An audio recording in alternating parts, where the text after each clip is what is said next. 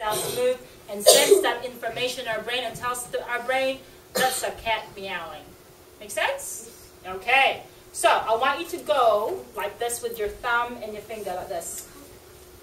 And try and squeeze your thumb and your finger as tight as you can. Can you see that tiny little gap?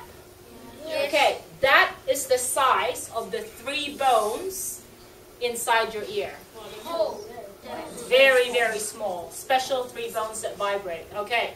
Now we're now going to have a look. Fold your arms. Lovely Tway, like the way you're folding your arms. You're listening, Manu. Now we're going to have a look at these special hairs that's in the cochlea. Okay? So, over here in the cochlea, we have these cell bodies.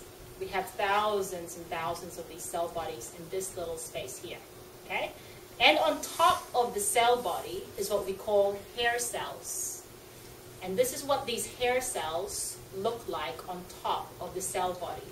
Now, if I was to do one little pen mark on the board like this, can you see that little pen mark here? Yes. Okay, one little pen mark like that small, there's 18,000 of these on top of one cell body.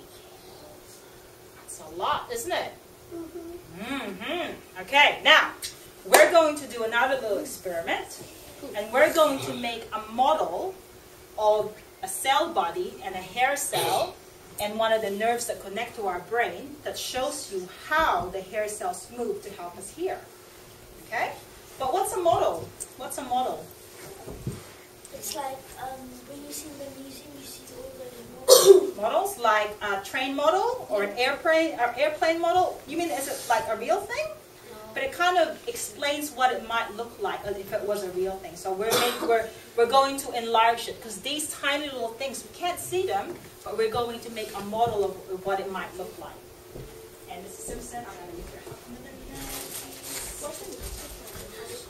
Okay, so I'm going to make a model of a hair cell, a cell body. It's just Right. stringy.